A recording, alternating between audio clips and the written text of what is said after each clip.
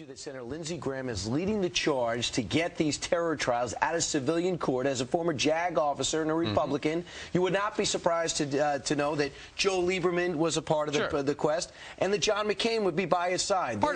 That's all part of the same posse. But when these two Democrats, and possibly joined by Evan Bayh, who mentioned it on Sunday, join Lindsey Graham, I think the president has to take notice. Well, and obviously they are part of a bipartisan bill now that Lindsey Graham will be introducing. We're talking about Jim Webb, the Virginia senator, and Blanche Lincoln, the Democrat from Arkansas.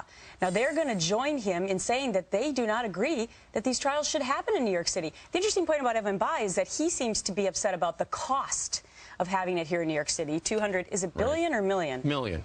Million. It's scary that you get the $1 billion over 5, which is what they would forecast. Well, it's a heck of a lot of money. It is a lot of money. So what this group of senators, Democrats and Republicans, going to do, they're going to try to attach an amendment onto the first thing that comes down the pike.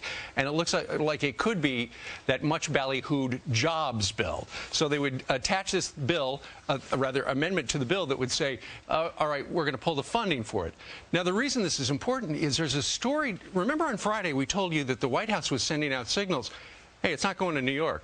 Well, this morning there are stories that apparently during some budget talks yesterday, one of the acting attorney generals said, we haven't made a decision. New York is not off the table. Wait a second. Senator Schumer said don't do it. Commissioner Kelly said, I really don't recommend it. Mayor Bloomberg says it doesn't really seem to make sense. Senator Gillibrand as well. All Democrats and one independent in Mayor Bloomberg. I'm wondering why they haven't just pulled out of this. But in his budget, in President Obama's budget, he has $540 million to build the Illinois prison, $73 million to transfer these prisoners to the U.S., and, of course, for the terror trials. It's all figured in this budget. So the money's built in. Yeah, but here's the problem that a lot of people have with it. It's not about the money. Yes, that's a heck of a lot of money. Especially now. But it's about how this whole thing has played out.